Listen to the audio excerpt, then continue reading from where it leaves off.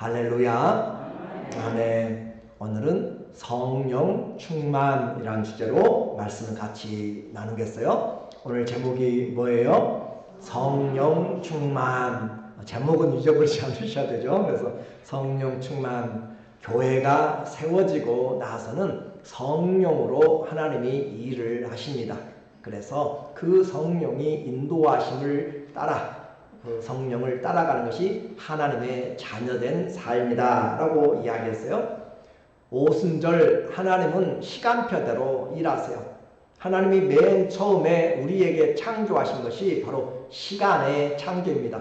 천지를 창조하십니다. 하나님이 태초에 하나님의 태초에 베레시트, 태초, 그 말은 시간부터 하나님이 창조했어요. 그래서 하늘들과 땅을 창조하시고, 그리고 우리에게 이 모든 어둠에서 빛으로 하나님께서 창조의 사역을 완성해 내셨습니다.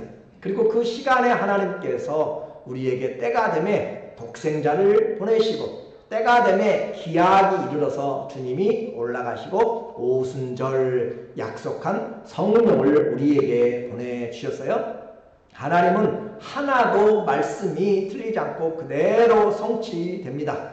그러므로 예수님은 이 율법의 모든 것을 내가 무효화시킨 것이 아니라 완성시키러 왔고, 하나도 1.1획도 허락되지 않고 떨어지지 않고 반드시 이룰 것이다. 아예 천지가 없어질지라도 주님께서 이루신다. 그렇게까지 말씀하실 정도로 우리에게 하나님의 말씀은 우리 신앙의 가장 중요한 근간이 됩니다. 그리고 그 약속하신 말씀을 따라서 성령이 오셔서 내가 너희에게 또 다른 보혜사를 보내리니 그가 오셔서 너희와 영원토록 함께 계시리라. 우리를 떠나지 않고 영원토록. 우리는 무엇을 믿는 것이에요? 보이는 현상을 믿는 것이 아니라 약속하신 하나님의 말씀을 믿는 것입니다. 눈에 보이지 않고 잡히지 않아도 하나님의 말씀으로 세상이 이루어졌음과 그 말씀으로 오늘도 온 우주와 생명이 다 운행되고 있음을 우리가 알아야 되는 것이에요. 하나님의 말씀이 없으면 다 무너지고 무질서가 되게 됩니다. 이제 부활 승천하신 그 주님이 보내신 성령이 믿는 자들 가운데 오게 됨으로써 그들이 권능을 받게 되었습니다. 이 권능은 슈퍼맨 같은 그런 권능이 말한 것이 아니라 이 권능은 그 어떤 환경에서도 우리의 주님을 높여드릴 수 있는, 우리의 주님을 증거할 수 있는, 예수님보다 더 사랑할 것이 없는 가장 중요한 것을 볼 수 있는 능력을 우리에게 주셨어요. 예수보다 더 사랑하는 것이 없다라고 하게 우리에게 그 믿음, 예수님이 나의 주요, 나의 그리스도, 나의 왕입니다 라고 고백할 수 있는 그 은혜의 능력을 주셨습니다. 그러니까 성령의 능력은 다른 에너지나 파워나 그런 것의 한계가 아니에요. 하늘과 땅과 땅 아래에서 가장 뛰어난 이름이 예수, 그 이름이죠. 그렇죠? 그 예수님을 증거하고 그 예수님을 사랑하고 그 예수님으로 인하여서 내가 삶을 드릴 수 있는 그런 놀라운 은혜를 주신 것이 바로 성령이 우리에게 임하여서 권능을 받고 예루살렘부터 땅끝까지 이르러서 주의 증인 될 수 있는 사람, 전능하신 하나님의 증인들로 성령이 우리에게 오셔서 그래서 뭐 할 수 있어요? 사랑할 수 있어요. 그분을 이제 베드로가 주님 그리하지 마옵소서 라고 생각하는 척 하였지만 사탄아 내 뒤로 물러가라 한 것처럼 성령으로 하지 않고는 우리는 언제든지 내 이익대로 내 마음대로 그리고 위험한 순간이 오면 배반하고 또 다른 길로 가버려요. 그러나 성령이 와서 도장을 치고 인을 치면 우리는 어떤 환경에서도 주는 나의 주님이시고 나의 하나님입니다 라고 그렇게 말할 수가 있습니다.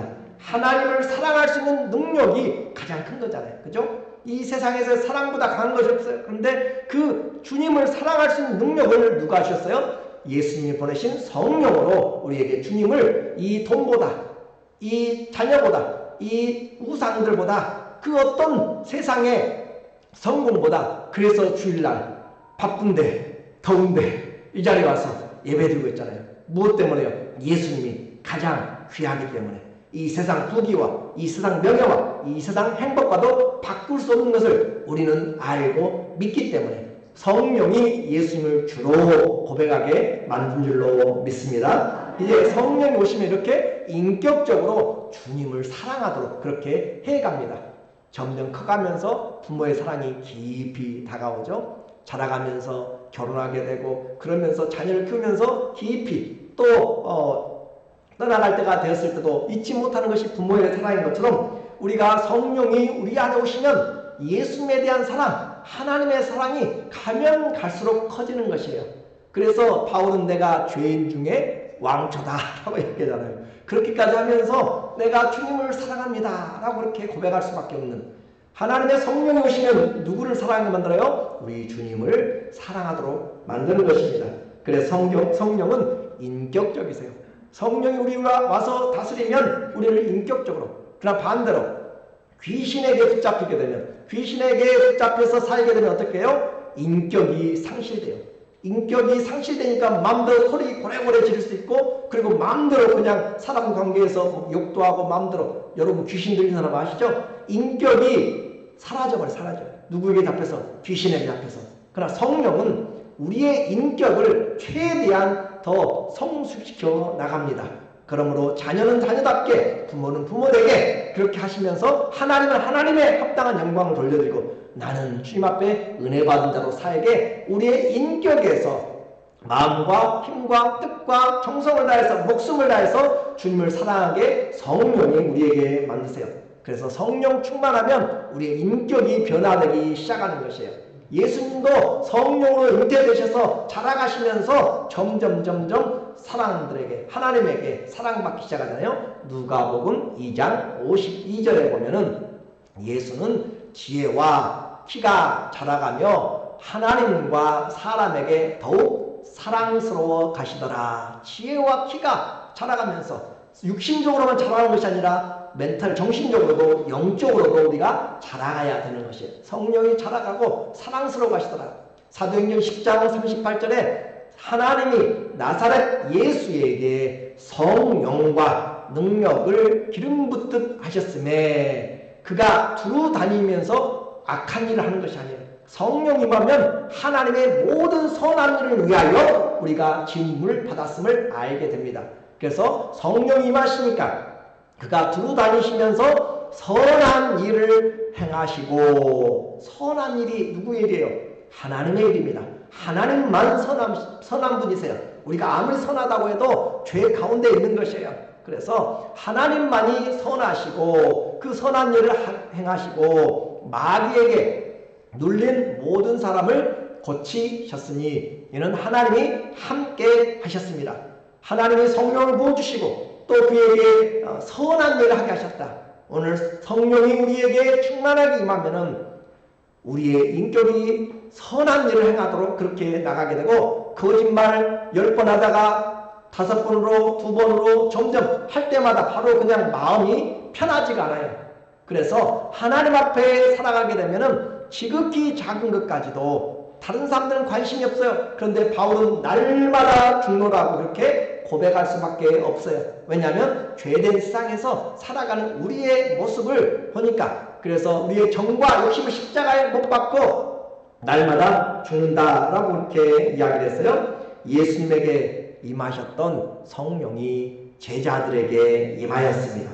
그래서 제자들에게 임하니까 성령이 충만하게 되니까 제자들이 어떻게 해요? 하나님의 사도들의 말씀을 가르침을 배우며, 성령이 충만하고 막 은사를 받고 고린도께 뭐 한다고 해서 나는 이제 말씀 필요 없어, 하나님의 성령 주시니까 가르쳐 주신다고, 그런 점쟁이로 그렇게 나가면은 안 되게 되는 것이에요. 성령이 임하니까 오히려 뭘 보게 만들어요? 성령의 책인 하나님의 말씀을 보게 만들어요. 성경은 성령으로 기록된 것입니다. 그래서 성령이 오히려 성경을 더 자세히 풀어줘서 사도들의 말씀을 잘 배우며, 그리고 서로 교회의 성도들을 사랑하게 되는 것이에요. 우리는 영들을 잘 분별해야 돼요. 우리가 성령으로 지금 말씀을 계속 전하고 있을 때 사단의 일들도 많이 일어날 수 있어요. 방해들도 많이 있어요. 영적인 싸움이기 때문에 그렇습니다. 그래서 영들을 잘 분별해야 된다라고 그렇게 말씀을 했어요. 성령은 충만한데 우리가 하나님의 말씀을 사모하지 않고 다른 것들로 그렇게 나가게 된다면 안 되는 것이에요.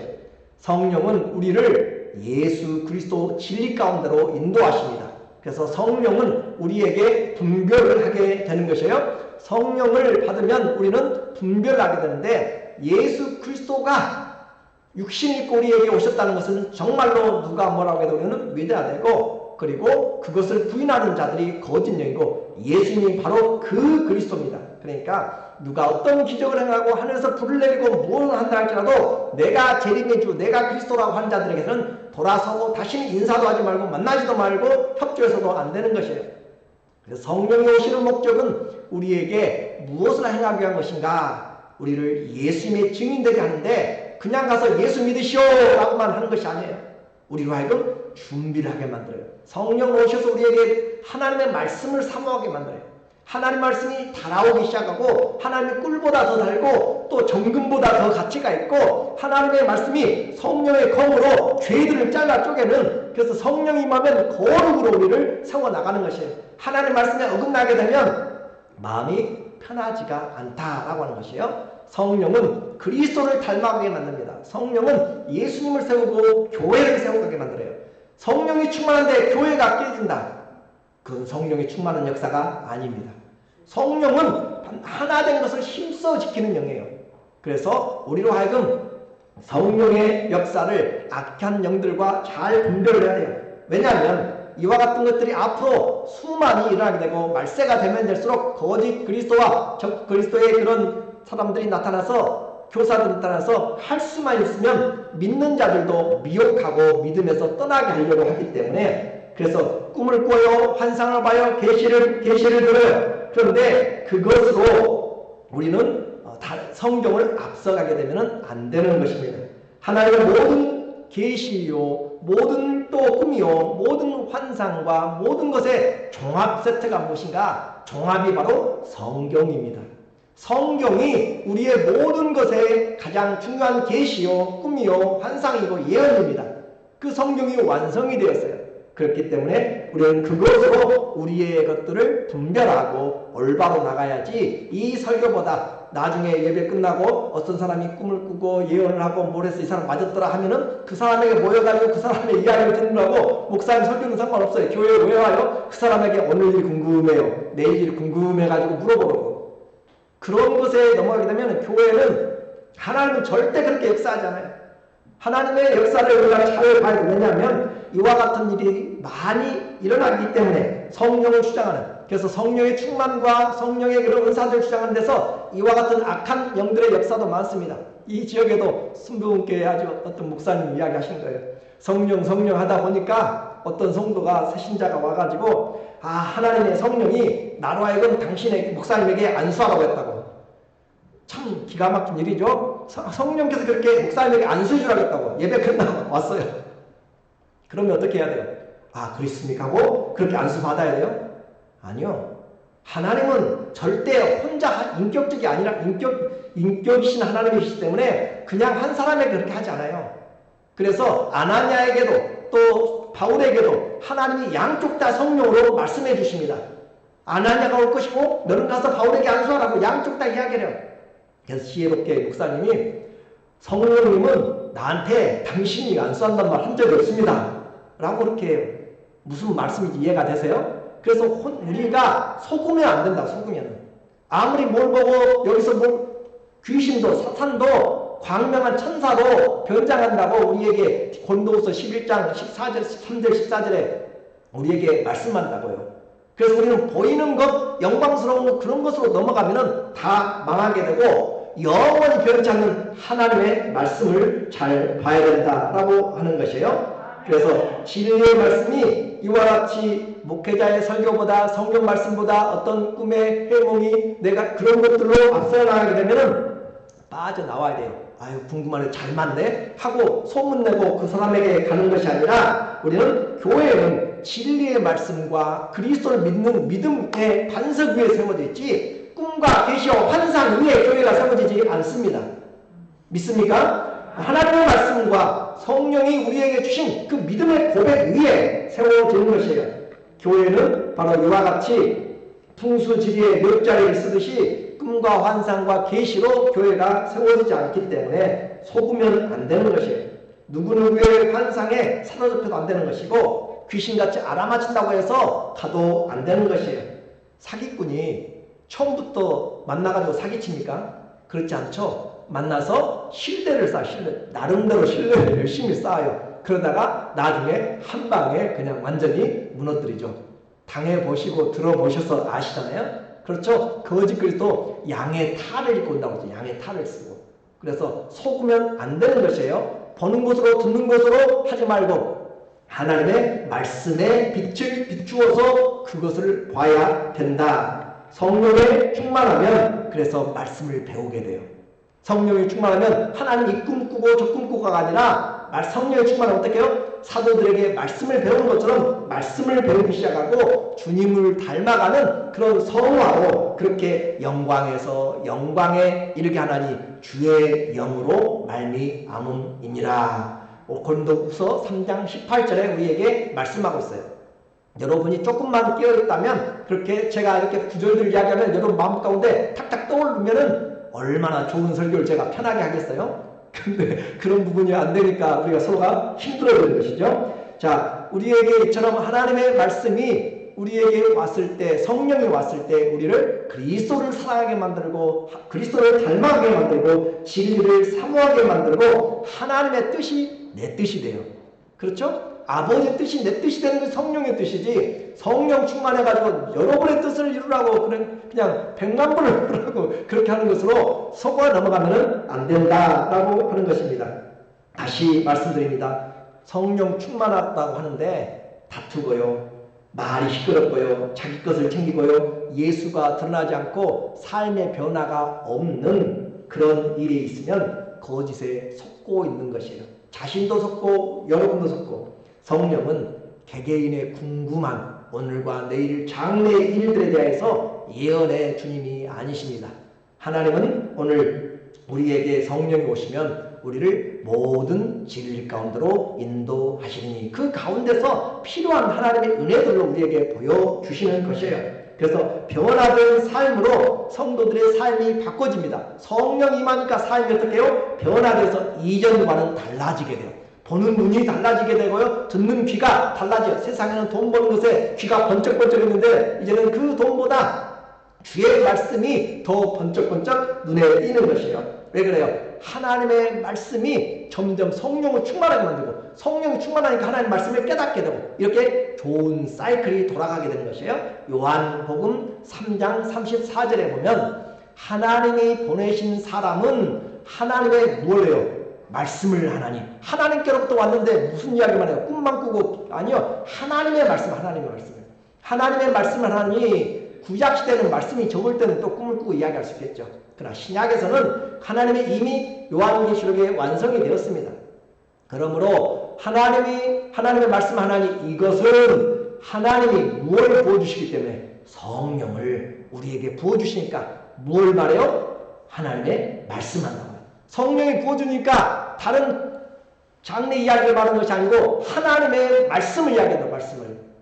그래서 하나님의 말씀이 충만하면 성령이 충만하고 성령이 충만하면 하나님의 말씀을 잘 깨닫고 가르쳐주고 이것이 계시의 영입니다.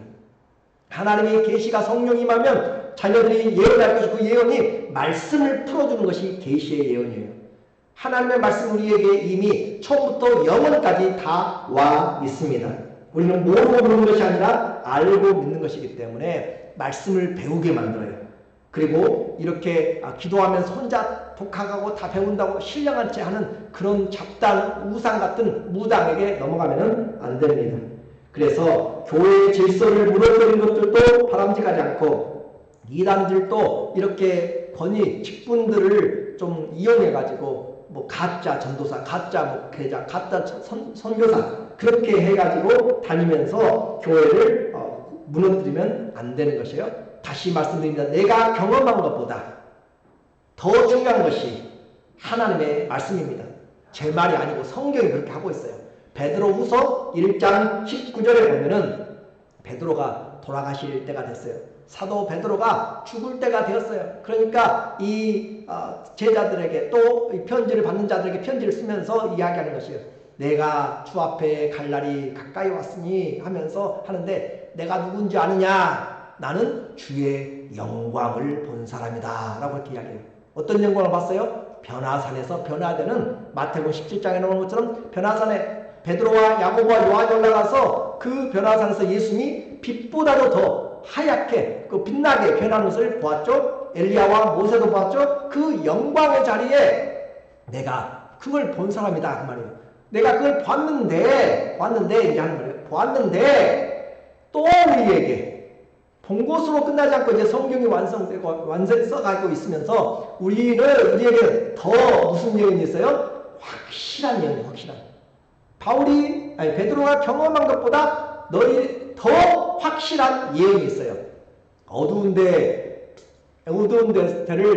비추는 등불과 같으니 그 예언이 어두운 것을 확 밝혀서 보여주는 등불 같으니 날이 새어 샛별이 너희 마음에 떠오르기까지 너희가 이것을 주의하는 것이 옳으니라. 이 말씀을 붙잡는 것이 옳다라고 이야기해요. 그러면서 이어지잖아요. 먼저 알 것은 가장 중요한 것은 성경의 모든 예언은 사사로이 풀 것이 아니니 꿈과 해몽으로 계시로도 풀어도 안 되는 것이고 예언은 언제든지 사람의 뜻으로 낸 것이 아니요 오직 성령의 감동하심을 받은 사람들이 하나님께 받아 말하는 것 자체, 이 성경 자체가 하나님의 성령으로 기록되어 있기 때문에 이 기록된 성경보다 내가 본 영광에 참여하는 것보다 이 성경이 더 뚜렷하고 빛처럼 떠오른다 이 말이에요. 그러니까 자기의 경험보다 기록된 말씀이 더 예수님의 시험 당할 때도 기록되었을 때 기록된 말씀으로 이깁니다. 다시 여러분 모두에게 속지 마십시오. 어떤 신령한 자가 나타나고 무엇을 들고 쪽집기같이 맞춰도 우리는 성경이 우리의 신앙의 근본이라는 것을 기억을 해야 됩니다. 그렇게 말씀에 불이 붙어요. 성령이 충만하게 되면 어떻게 해요? 말씀에 불이 붙고 말씀에 불이 붙으면 뭐가 돼요? 성령이 충만하게 돼요. 성령 충만한데 성경과 저 멀리 담싸놓고 있어요. 그건 성령의 충만한 길을 막아버리는 것입니다. 제자들은 서로가 이제 성령이 충만하니까 그리스도의 몸인 교회가 되었음을 확인하고 싶어요. 결혼도 확인하고 싶잖아요. 또 자녀도 가족으로 모여서 확인하고 싶잖아요. 성령이 충만하게 되면 그리스도의 몸이 된 것을, 교회가 된 것을 확인하고 싶어 해서 뭐예요? 서로 성찬을 해요. 자, 그렇게 해서 그리스도의 성찬을 떡과 잔을 떼면서 그들이 함께 한 하나님, 한 예수님, 한 성령님, 한 소망, 한 믿음 안에서 서로가 서로를 확인하고 있는 것입니다. 성령이 충만하면 방언 그룹 따로 있고 은사 그룹 따로 있고 또 다른 그 여러 그룹들을 따로 만드는 것이 아니에요. 꿈꾸는 그룹 따로 만드는 것이 아니라 성령은 교회로 하나 되게 함으로써 힘써서 하나 된 것을 지키게 만듭니다. 유익을 위하여서 은사를 주시지 불리하게 하기 위해서 하는 것이 아닙니다. 오늘 간절히 성령이 임하게 되면 어떻게 돼요? 2장 45절에 보니까 우리는 지나왔지만 또 재산과 소유를 팔아 각 사람의 필요를 따라 나누어 주며 날마다 마음을 같이하여 그리스도의 마음이에요. 성전에 모이기를 힘쓰고 집에서 떡을 떼며 기쁨과 순전한 마음으로 음식을 먹고, 자, 성령이 충만한 교회의 모습, 초대교회 우리가 많이 이야기하잖아요. 그 모습을 우리에게 이야기했어요. 그런데 잘 기억할 것이 재산과 소유를 팔았다라고 하는 것이 우리 다 재산 팔고 공동체 생활하자 그런 내용이 아니에요. 재산이 많은 사람이 팔아가지고 필요한 사람들에게 공급을 해줬다라고 하는 것이에요. 그러니까 자기의 집이 있어요. 그 자기 집이 있으니까 46절에 날마다 마음을 같이 해서 집들에서 모여 떡을 뗐어요. 내 집을 팔아버렸으면 집을 팔아서 집에 자기 집이 없는 거잖아요. 자기 집들이 있어요. 그런데 내가 사용할 만한 것보다 더 많은 것들을 하나님이 은혜로 주셨기 때문에 이걸 팔아가지고 정말로 도움이 필요한 자들에게 필요를 따라서 나누어 줬다라고 하기 때문에 주님 앞에서 균등하고 모두가 다 은혜롭고 그렇게 했다는 것이지 공산사회를 만든 것이 아니에요. 이거 잘못 착각하면 큰일 나요. 그래서 이 말의 목적은 뭐예요? 핵심은 물질보다 누가 더 중요하다고요? 하나님이 중요하다. 하나님이. 무슨 말인지 이해가 되죠? 물질 세상에서는 만몬이 최고잖아요.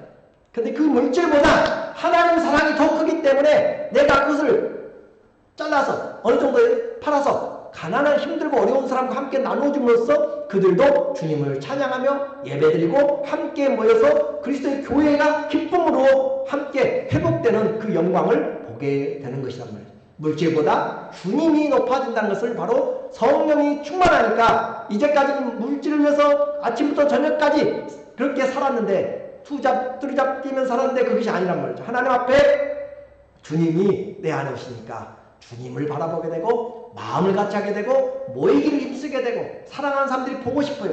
한 번 보고 또 보고 자꾸만 보고 싶어요. 그리고 떡을 떼면서 기쁨과 순전한 마음으로 그렇게 나누는데도 기쁨이 있어요. 일하고 피곤한데도 함께 모여서 예배드리니까 기쁨이 있어요. 주님이 주시는 기쁨입니다. 성령이 주시는 기쁨이라고 이야기해요. 제자들이 나가서 귀신을 쫓아내며 그 원수들을 밟고 이겨나갈 때 전도대를 보냈을 때 너희의 이름이 하늘의 생명책에 기록된 것으로 즐거워하라 하시면서 예수께서 성령으로 기뻐하사 성령은 우리에게 기쁨을 줍니다. 내가 없다고 원망 불평이 아니라 내게 주신 것들에 대해서 얼마나 감사한지 감사함을 만들고 순수한 마음을 만들고 함께 음식을 먹고 함께 교제함으로 서로가 마음이 넓어지게 만듭니다. 이것이 성령의 충만한 기도하는 사람들입니다. 성령이 이제 확장되어 어떻게 해요? 점점 다른 사람의 필요를 본다니까요. 내가 그 사람을 위해서도 기도하는 마음이 생기게 되고 내 것만 챙기는 것이 아니라 하나님 앞에 이단들의 많은 부분이 처음에는 잘 나가는 것 같은데 나중에는 돈과 정욕으로 다 뭐 그렇게 잘못된 길로 가잖아요. 집들을 열어서 성령의 충만함으로 서로 교제하고 은혜를 나누게 됩니다. 내가 쓰지도 못할 정도로 짊어지면서 쌓아놓고 그렇게 하는 것은 합당하지 않다라고 하는 거죠. 성령의 충만은 우리를 그렇게 주님을 사랑하는데 강제로 막 하잖아요. 자원하여서 인색하지 않도록 하나님 앞에 기쁨을 가지고 그렇게 하도록 성령은 우리의 인격의 성숙을 만듭니다. 그래서 성령은 하나님께도 이렇게 성숙하게 만들고 이웃과도 담을 헐어요. 담을 헐어서 나 저 사람하고는 절대 사랑하지 못해 용서 못해 가는 것이 아니고 주님이 주신 사랑으로 용납하게 되고 담을 헐게 되고 그렇게 함으로써 빛과 소금된 삶으로 선한 행위로 복음의 문을 열어나갑니다. 자, 성령 충만한데 외골수예요. 성령 충만한데 말이 거칠어요. 안 돼요. 모든 말에나 일에나 누구의 이름으로요? 예수님의 이름으로 골로새 3장 17절 이렇게 이야기하잖아요. 말이나 일이나 예수님의 이름으로 한다고 하는데 싸나움이 담겨있고 악한 것이 담겨져 있고 마음이 꽁하고 있으면 그건 예수님의 이름을 사칭한 것이죠. 하나님의 이름을 망령되이 일컫는 것이죠. 그 사랑하는 마음으로 인격이 성숙해야 됩니다. 이와 같은 성숙에서 교회와 하나 되고 서로 말씀과 기도와 인격의 성숙과 나눔보다 하나님 사랑으로 나가지 않는 성령의 충만은 전부 다 잘못된 것이에요. 빠져나와야 됩니다. 나한테만 하나님이 특별한 계시를 줬다고요? 착각하지 마십시오. 개인의 삶을 알아맞히고 경계하는 것이 목적이 아닙니다. 성경을 깨닫고 이웃에게 사랑과 자기의 인격의 성숙입니다. 그와 같이 하는 이유는 딱 한 가지예요. 예수님을 증거하기 위해서입니다. 예수님을 증거하기 위해서 우리에게 지혜를 주시고 우리에게 능력을 주시고 우리에게 물질을 주시고 우리에게 환경들을 열어주시는 거예요. 주님을 증거하기 위해서. 그래서 이렇게 주님을 증거한 사람들 어떤 어려움보다도 물질보다도 어떤 세상의 권세보다도 예수님을 사랑하는 것이 능력이라고 그랬죠. 사도들이 이렇게 복음을 전하니까 방해하고 재판장에 서게 됩니다. 감옥에 갇혔어요. 4장 2절에 보니까 4장 2절 예수 안에서 이 사도들이 전하니까 그 대제사장들과 또 지도자들이 예수 안에 죽은 자의 부활이 있다고 백성을 가르치고 전함을 싫어했습니다. 사도들이 그렇게 전했어요. 대제사장 안나스와 가야바와 요한과 알렉산더와 및 대제사장의 문중이 다 참여해요. 아주 그리스도의 이름을 대적하는 자들의 이름이 그냥 딱딱 써있네요. 사도들을 가운데 세우고 묻되 내가 무슨 권세와 누구의 이름으로 이 일을 행하였느냐라고 하면서 모든 권력의 계층들이 모여가지고 압박을 하고 있습니다. 그럴 때 사도들의 대답이죠. 이제 큰일 났네. 감옥에 갇혔고 또 죽게 생겼네. 그렇게 하지 않고 그들의 대답을 오늘 보십시오. 8절에 보니까 그들의 대답은 이에 베드로가 무엇이 충만하여? 다시 이쪽에는 안 들려요. 무엇이 충만하여? 성령이 충만하여. 성령이 충만하면 두려움이 물러갑니다. 성령이 충만하면 예수님을 증거합니다.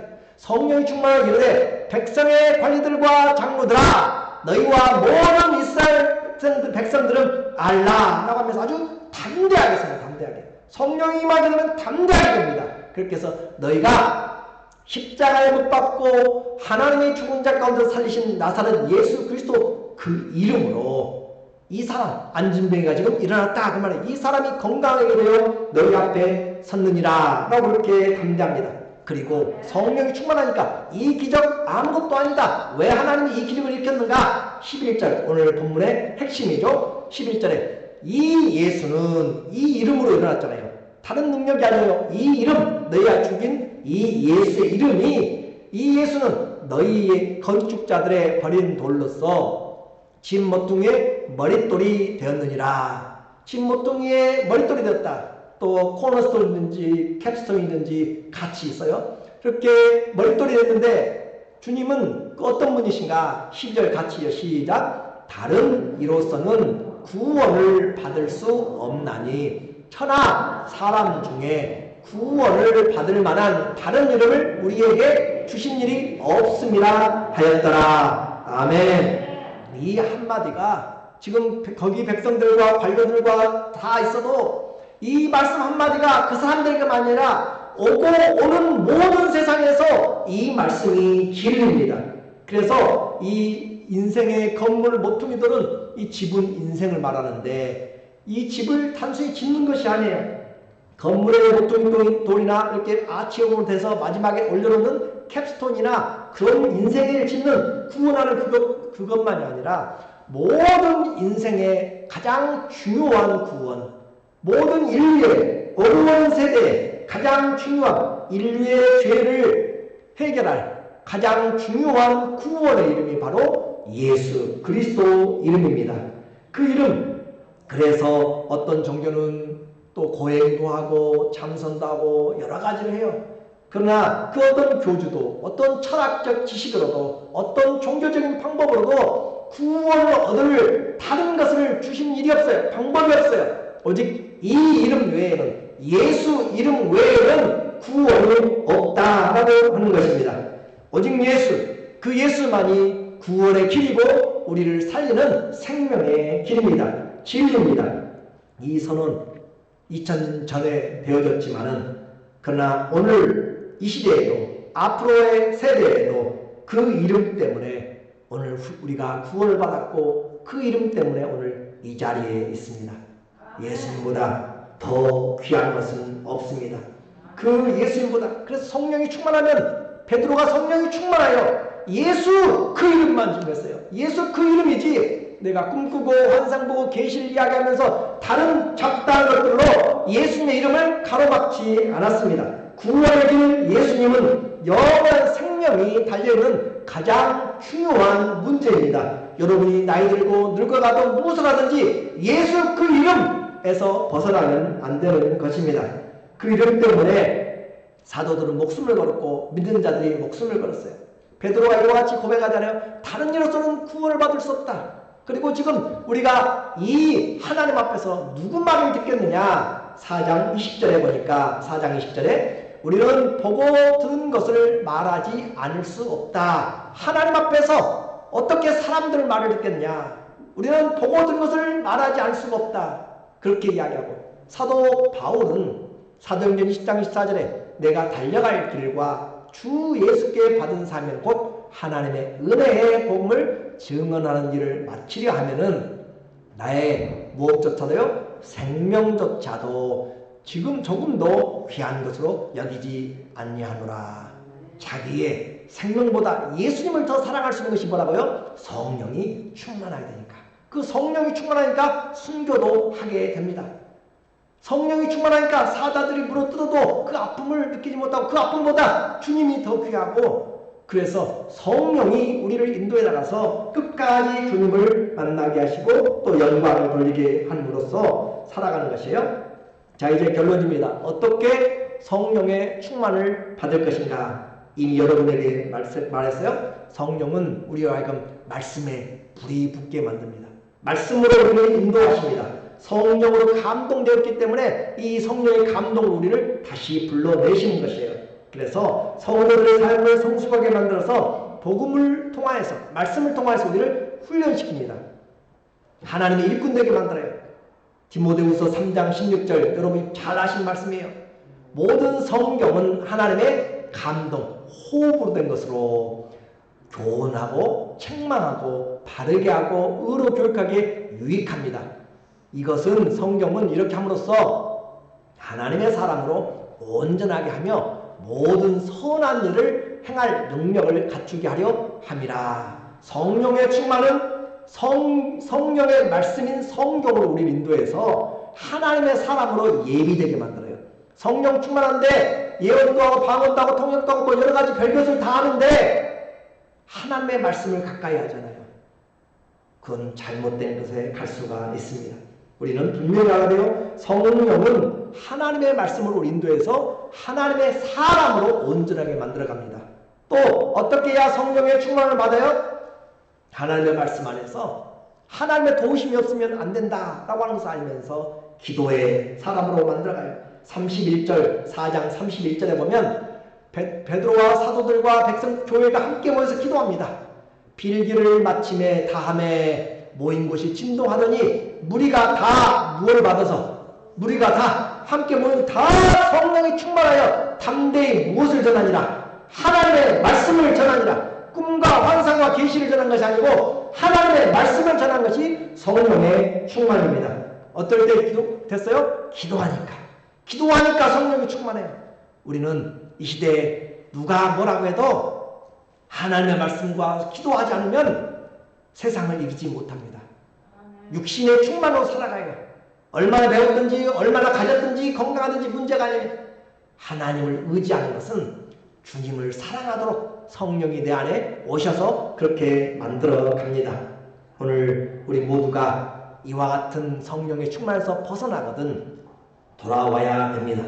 진리의 말씀을 배우시기를 사모하십시오. 성령의 지체로서 교회의 지체로 형제 자매를 보고 그들을 보듬고 필요를 보고 기도하고 또 모이고 함께 기도하는 사람들, 그 사람이 성령에 충만한 사람입니다. 예수님을 목숨보다도 더 귀중하게 생각하는 사람이 성령에 충만한 사람입니다. 이런 사람들이 주일날 다른 곳에 예배드리지 않고 다른 곳으로 그렇게 가려고 마음이 있겠어요? 주님 앞에서 하루가 세상의 첫날보다도 귀한데 특별히 구별을 해서 하나님 앞에 살아가면서 예수님의 증거로 나가지 않으면 우리는 하나님 앞에 올바로 살아갈 수가 없습니다. 뒤에 성령이 임하여서 말씀에 불이 붙고 기도에 불이 붙고 사랑에 불이 붙어서 주님보다 더 사랑하는 것이 없는 예수님의 증인들 다 되시기를 예수님의 이름으로 축원합니다. 아멘.